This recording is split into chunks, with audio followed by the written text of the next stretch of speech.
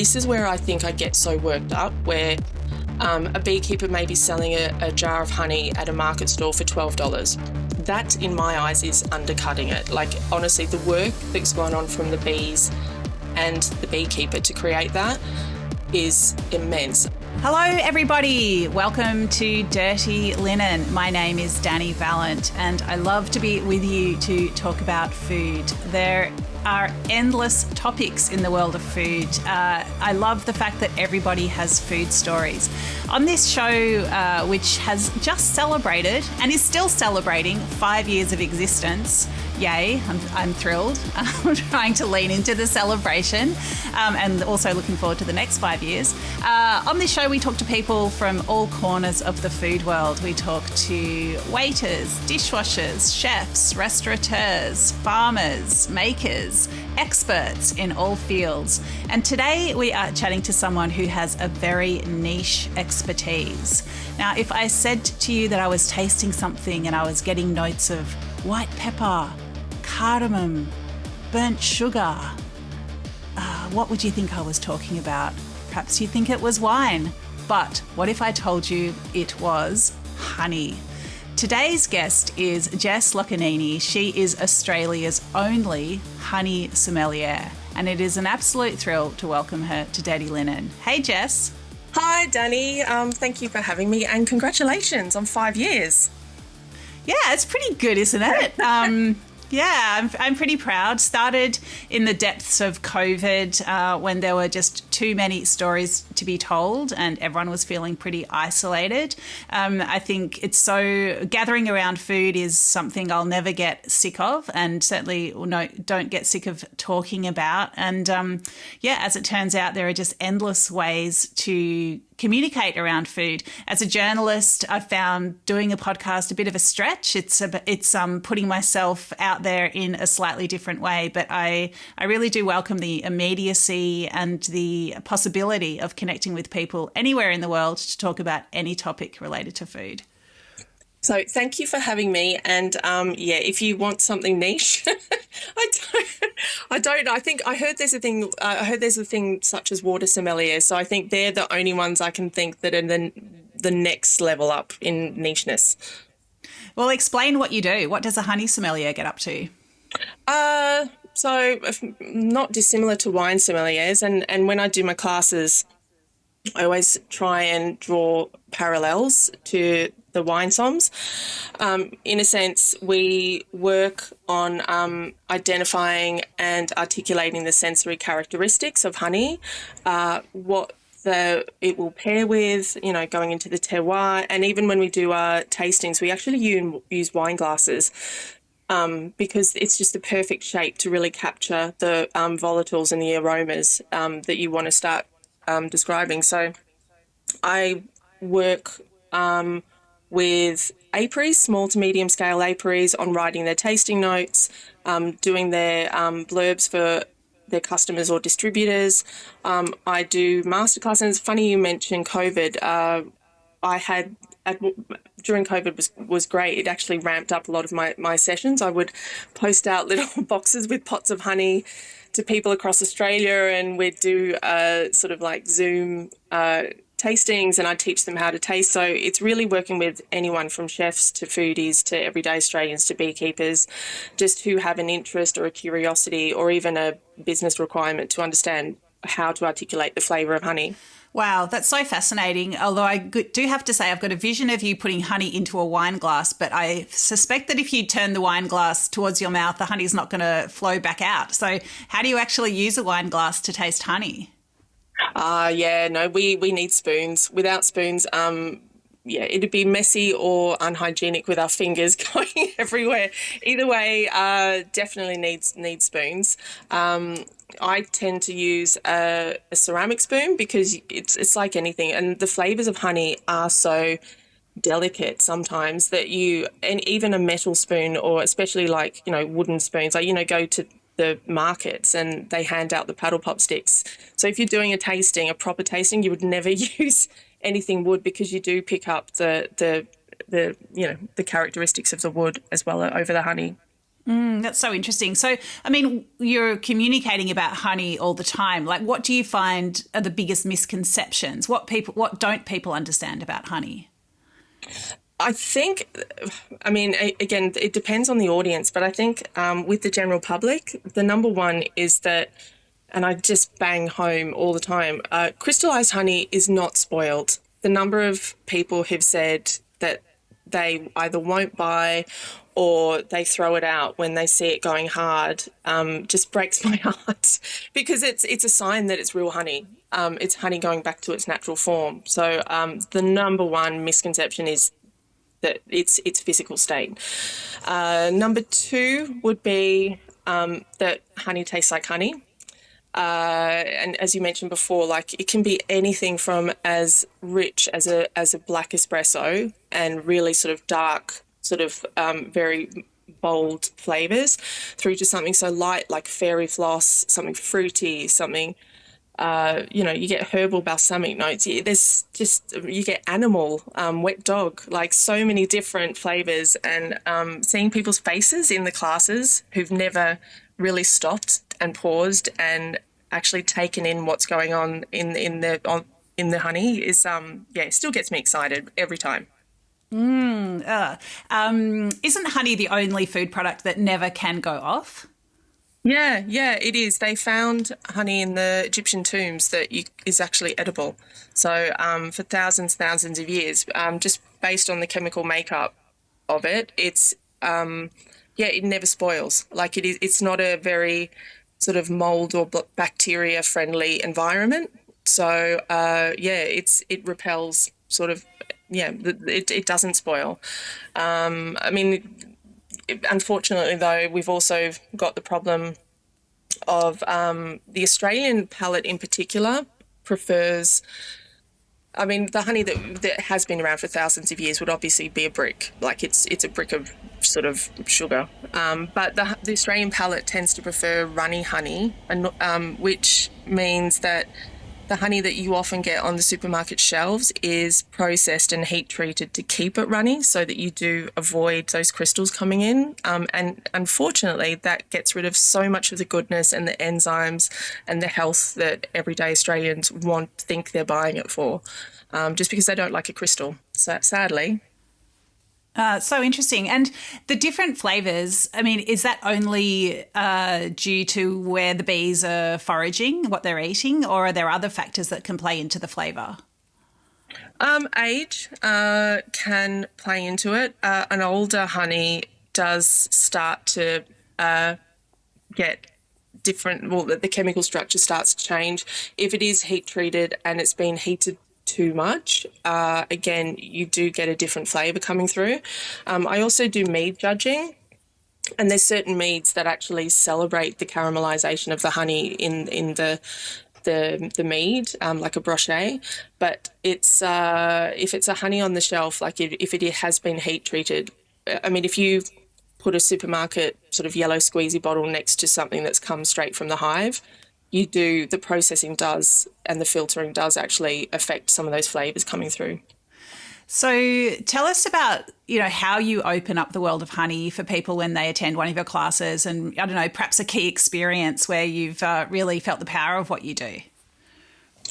I would say first things first is sort of making people sort of realize this is not just a novelty sort of fun thing. Like it's like, hey, you're doing this because it's actually like there's benefit to yourself and others. Like, if it's everyday sort of attendee, and really to try and help them. Step one is like make that connection between their mind and their palate.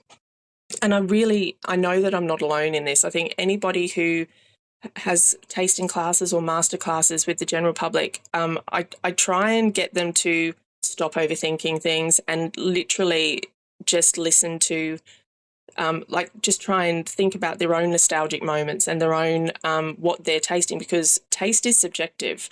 So I think a lot of people think, oh, it's right or it's wrong. It's like, well, what you're tasting is based on your experience of what you've tasted in your life, and that's what it's reminiscent of. So really to stop them trying to get the right answer and actually just make that honest connection between their frontal cortex in their brain and what they're actually tasting, and linking it to those memories. Step 2 is, once they do get into the rhythm, really help them understand what they're going to do with the honey. Because I think, unlike wine and coffee, honey needs a companion food. I mean, if I came home with a jar of orange blossom and said to my husband, like, crack the spoons, we're going to sit and watch Netflix with, with a jar of honey instead of a bottle of wine. I think he'd ask me to pack my bag and, like, get out. But if I brought it home, some honeys, and said, here's some beautiful cheeses, we're, going to drizzle them on, or, spoon someone to, on our pizza, great. So I think really helping people, one, identify what they're tasting, 2, help them personalize it and enjoy it how they want to enjoy it. Again, there's no right or wrong. You don't have to just have honey on cereal. Like, if they want, I mean, one of the best tastings that we've ever done is in Tasmania. To be fair, we were a little bit drunk, so some of my friends and I, we just got what we had in the room, and we were doing a mock sort of pairing sort of session, and chicken twisties and leatherwood actually works really well. So again, it's like, just I think I try and teach people just to have fun with it and not overthink it. I'm so about the twisty taste tests, Jess, although I usually do them in the car, and I'm not sure if that is the best forum for a twisty and honey tasting. But you've certainly given me some ideas. I love that. And I love that welcome as you tell people to experience it in their own way, that there isn't a right or a wrong. And I think, so when we think about, expertise in tasting any foods, and particularly wine, there is so much gatekeeping, and people can so easily feel shut out. So I love this this openness, and yeah, for people to arrive as they are, and to start there. I think that's really, really lovely. Yeah, and I do a lot of judging as well, and I teach. I do a lot of work teaching bee clubs how to judge honey, and if they want to enter their own judging and things like that. And they are two sides of the same coin, but very different judging and sensory analysis. And I really, similarly, I first of all, my aim was to make sure that honey tasting and honey sommeliers it's very accessible. I mean, kids can do it. I mean, I have kids in my class that tell me this honey's like sucking on an old tea bag, and it's like, you know what? Yes, it is. It's like, it's not on the tasting wheel, but that's okay. It really does taste like I've just sucked on an old tea bag. And it is the fun, and making it stuff that people can do at home, and people, because I think I'd love to see honey tasting as a gateway. And when I do my classes, people come back afterwards, because once you start to make that brain palate connection, you'll do it. They'll go out to restaurants, and they've said to me, once they've cracked that, every time they go to a restaurant, or every time they find themselves stopping and pausing and actually trying to take in everything that's going on with the food, rather than try and be told. They make their own experience of it, which I think is beautiful. And as you mentioned, in terms of powerful moments, that palate mind connection, I did a class with one of the city councils on the outskirts of Melbourne last year, and there was a woman who came in, and the first thing that I asked people is, why are you here? What are you hoping to get out of it? Just to make sure that I tailor the content for the audience. And she came in and she said, oh, I had an operation like 15 years ago, and I've lost my sense of taste and smell. And my first thought was like, oh, like, are you in the right room? Do you know what this is? Like, that's so awful. I feel so bad for you, but how can I give you the experience that you're hoping to get out of this session? And she said, oh no, even though I've lost and again, this is something that sort of blew me away, and I don't think we stop to think about the power of memory in our minds.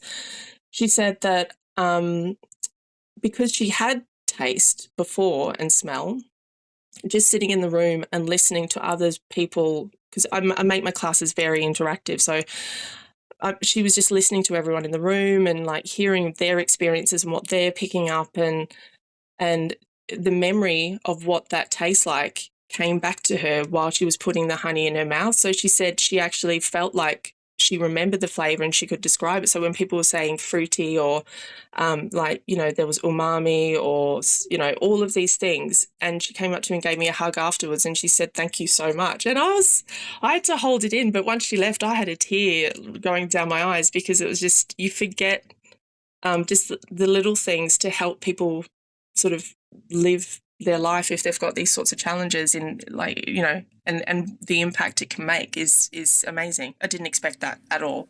It really makes me think about the communal nature of eating and, you know, just the power of that. You know, I haven't thought about this idea that we could actually share our senses as well as share our experiences. It really is such a testament to the power of connection. And I suppose that, you know, that you've enabled that, you know, it's, yeah, it is really moving. I'm feeling a bit shivery and teary as well listening to that story. Jess, I met a beekeeper the other day at the Mornington Peninsula Food Forum, where I was really grateful to be the MC for the day. There was a dinner the night before and a bunch of local producers got together. And I was chatting to one guy and I said, how are the bees going? And he said, well, they're about to earn me some money. They're working really hard. They're getting trucked up to Mildura and they're going to work on the almond groves. I thought, well, that's, you know, a part of the bee world that people often don't think about, but it is so crucial to agriculture. Can you tell us a little bit about that, and then perhaps some of the challenges and potential dangers or problems with that industry? I think, I mean, it's an interesting one. I mean, it's funny. A lot of people get very sort of stand on their soapbox and about some of the big producers or the pollination season. And for me personally, they've got to remember that it puts food on the table for a lot of Australian families. And without things like pollination, I don't think a lot of our beekeepers would go out of business. So we need things like pollination for the livelihood of the farmers. And you do get some really great honeys off the back of that. You know, almond blossom honey, obviously bees are not cows. You can't keep them in pens. They're not an olive or a grape. You can't say this is exactly 100% this varietal or of, you know, the source of this wine or olive oil. So for us to get pure varietals, whether it be citrus or orange blossom or macadamia, it's a really great opportunity for us as honey sommeliers to get our hands on as close to as we can the purity of the nectar source, which again helps us try and document and capture sort of the authentic flavours of that varietal. I think in terms of challenges, Varroa is the big one. It came into our shores only, well, we were the last country other than Antarctica to not have Varroa, and I think we didn't take it for granted, but it was always a matter of if, not when, a bit like COVID. And so there is a little bit, you know, pollination season means it might spread faster. So on the beekeeping side, there's a lot of challenges, but I mean, I started out my life and I'm still a recreational beekeeper, not a commercial beekeeper. So the risks and the benefits are really sort of not my expertise, but I do know that it's not an easy decision to risk your bees. The beekeepers I know, their bees are like their children. It's like any farmer. It's like they would not knowingly put them in danger or risk anything like that unless they thought there was the risk and the benefit would balance out. And similarly, like, I mean, I've been in this industry for quite a while, and we get a lot of stick from, again, I'm not judging, but if from the vegans, for example, and like, no, don't have honey. It's like, it's an animal product. It's like, yeah, but again, bees are used to make your avocado smash or your almond milk, and I think there's a lot of bees that are involved in. Without these, one in every 3 bites of food that we have is the result of pollination by a bee. So I think we need it. It's for the beekeepers, for the industry, and for the quality of our food. It has to happen. So it's not really an option, I guess. Yeah, I feel so grateful to bees, and whenever I see them, I just say thanks, because I know that so much of the food that I eat is thanks to them. And that's, before you even get to the honey. Just for people who don't understand Varroa, just explain what this little mite is and how it operates. Oh, they're revolting. It looks a little bit like, it's not like a head lice, but it's so basically they attack the larvae, and they feed off the larvae in the hive, and they're as contagious as COVID to bees. Like it's once one was in the country, we knew bees are so tiny, and then to have to see a mite on the body of a bee, and then try and treat it, and they just fly off. Again, it's not something we can sort of isolate. And if you think about the size of, when it's on the bee, if a bee was a human, it'd be the size of a dinner plate. But unfortunately, they are so small, it's hard to detect. So they absolutely decimate colonies. Overseas, a lot of the beekeepers internationally just allow for up to 30% of their colonies to be destroyed, and that's with management, like pest management. So yeah, it's everyone strapping themselves in. They're just, I have to put my hand up. The biosecurity officers and the guys on the front line actually tackling this head on. And as I mentioned with the pollination season, they do so much hard work, and a lot of them are volunteers. So there's behind the scenes, each state and the beekeeping bodies are really fighting to try and control it. But yeah, it as a result, it means that beekeepers are going to be having to spend more money in terms of pest management. They're going to lose colonies, and this is where I think I get so worked up, where a beekeeper may be selling a jar of honey at a market stall for $12. That, in my eyes, is undercutting it. Like, honestly, the work that's gone on from the bees and the beekeeper to create that is immense. I mean, one bee in her whole lifetime makes less than 1 spoon, or even about half a teaspoon of honey. So you'll have people coming up to them at the markets and saying, trying to haggle with them, or say, I can get a bucket from Costco for $10. And it's like, do you know what, mate? If I love, especially if I've had a hangover, white bread with Kraft singles toasted, brilliant. But it's not handcrafted buffalo mozzarella. There's a place for everything. Go and buy your bucket at Tesco. But honestly, appreciate that it's not. And I think there's a massive piece of work to be done with creating that link between the quality of the produce and the uniqueness of Australian honeys and the education of the Australian public, or chefs, and getting them to actually celebrate and elevate Australian flavours rather than just use it as a sweetener. And when you do, I did Melbourne Food and Wine Festival. I did an event a couple of years ago at the Vic in Footscray, and the owners there, Dennis, Lucy, with Ash, and I've just had a mental blank. Andy. They were really supportive, and we did tasting at the tables, and Ash did this beautiful meal that actually elevated. We did leatherwood, and we did all of these different flavours, and I also, every time I do a meal or a tasting, I get the people attending to do a People's Choice Award. So I have like a little questionnaire and just rank your favourite honeys, because I've always believed that, again, the industry thinks that the palate of the Australian people, what they want in honey is honey flavored. And every time, I mean, I've done hundreds of classes, like people, I've taught hundreds of people, and never do they pick the bog standard. This tastes like like the caramelly table honey. So there's such an opportunity to really drive and celebrate, like with coffee. I mean, when I was a kid, you had, if you were fancy, you'd have freeze-dried Moccona, but otherwise you had Nescafe. Look at these days, people seek out Colombian and Ecuadorian roasts and all the flavours. So I'd love for it to get to a day where people do the same with honey, but, fingers crossed.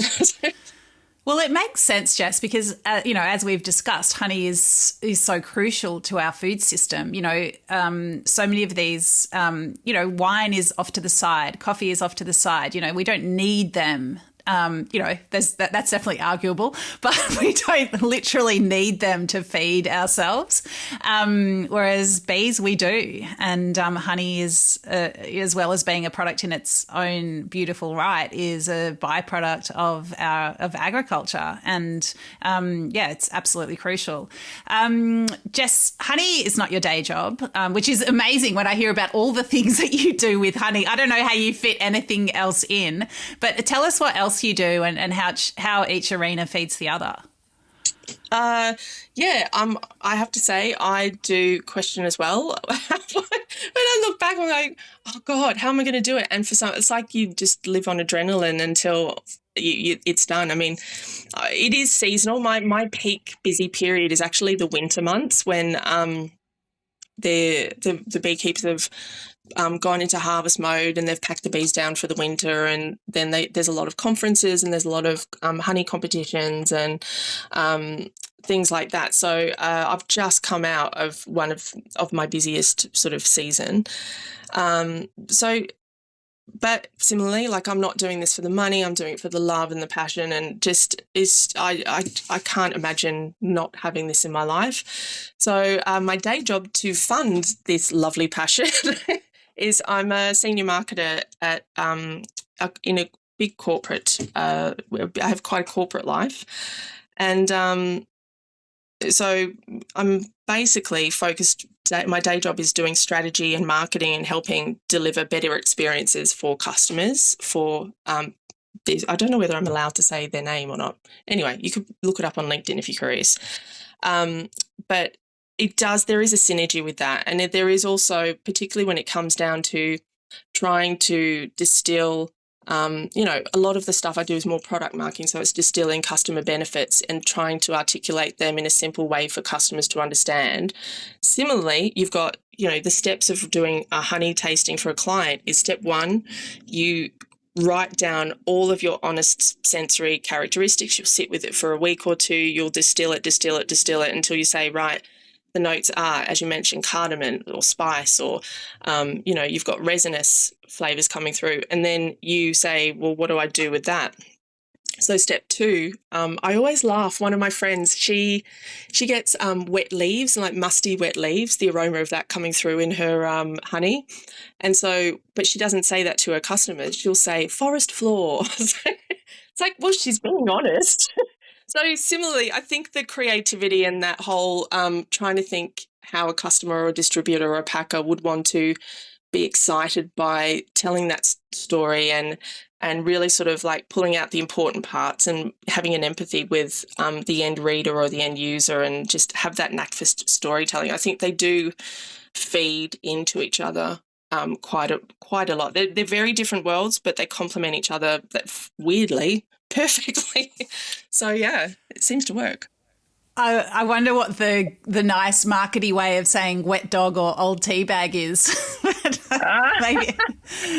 It's like, yeah, that you know what? I've written that many notes, and I know I've had wet dog before. I normally I'm trying to think because you've got to be honest. I think there's times when I just there's another one like cat's pee. Cat's pee is one that you pick up a lot, and it's like, so I just cross it off. I was like, there's no bow to put on cat's pee as a characteristic. It's like, come on, what am I going to do with that? Yeah, crossing it out is the right call there. So, Jess, you are very experienced. You've had honey from all around the world. Do you have a favourite or a favourite way to have it? Oh, I get asked this all the time, and I hate it because it's like I guess when you ask the wine somms, what's your favorite wine? And it's like it's first of all, they're all my children. I don't have favorites, I like to say, but it depends on your mood, what you're using it for. I mean, if I've got a favorite just to sit there and I'm feeling really naughty and I just have a bit hormonal without oversharing, I'll just grab some creamed honey and just it's like literally like eating lollies and like silky sweet confectionery, but I wouldn't say it's my favorite. Each has a need. I do love the eucalypts. I mean, when I did my training in Italy, uh, we get taught on a variety called eucalyptus. And I remember putting my hand up in class and saying, "Oh, which eucalyptus?" And the Italians were saying, "Oh no, it's just eucalyptus." It's like it's not a thing. It's like which one? It's like and I think I love working with alpine ash as a varietal because it's one of those really interesting ones. It's it's a little bit petrochemical on the nose, but the flavors, like it's one that if ever I put it in a tasting, people are always like bowled over by it. And the flavor notes are that rich espresso. You do get that sort of, it's distinctive. It's like the coffee. It's like definitely like a coffee flavor in your mouth. And then I start to talk to people and think, imagine replace or adding it to a tiramisu to sort of boost the different flavors and the layers that are coming through on the palate if you did that. And it's one that really sort of, I think, really opens people's eyes. Jarrah in WA is just beautiful. And I think in terms of health benefits, a lot of people go Manuka, Manuka, Manuka. And that's, UMF is the chemical, the antibacterial, antimicrobial measurement for Manuka. But it's not, it's a great honey, but it's not to everyone's palate. But then if you pick something like Jarrah is just as sometimes more antimicrobial, again, depending on the harvest, depending on, the chemical makeup. But it's a lot more sort of like you get those we've mentioned a few times, the pepper, the spice, the rich sort of almost like burnt caramel and the leather and things like that coming through. So it's a very grown up honey, but also a very, very healthy, very good for you honey. And then in terms of iconic Aussie honeys, you cannot go past leatherwood. I mean, I do a lot of work in Tassie. I'm the head judge for the Tasmanian Fine Food Awards, and they the leatherwood that comes out of even some small scale beekeepers there, like Jenny McLeod, who's like, the Bee Collective. There's some really interesting beekeeper. There's the big guys like Lindsay Burke and, a lot of the sort of big producers that have been doing it for generations. But to taste them side by side and just the differences that come through from the terroir where they've harvested the leatherwood, and year on year as it changes is just really as a honey sommelier, really a beautiful task that I get to do once a year. So I'm very spoiled. Oh, Jess, I have to say, I need to urgently taste about 10 different honeys after this conversation. You really got me so excited. Give me your address. I'll send you a little goodie bag. I'll do a little curation for you. I'll send you some of the good stuff, I promise. Well, we'll do that off air, but I will not say no. Thank you. So great to chat to you. Really appreciate your expertise, your passion and all the insights. But thank you so much and coming and sharing your honey sommelier expertise today. Thank you. And if there's one takeaway for anyone listening to this, please, please, please, please just support local bees. Just look at the label, just please. There's a lot of, particularly with Varroa decimating hives, we're going to see a window opened for more imported honey, which in turn, I mean, at Appomondia this year, they've actually cancelled the honey competition because of the risk of fraud and the distrust in the honey coming in. There's a lot of adulteration coming in. So please just support local bees. That's all I ask.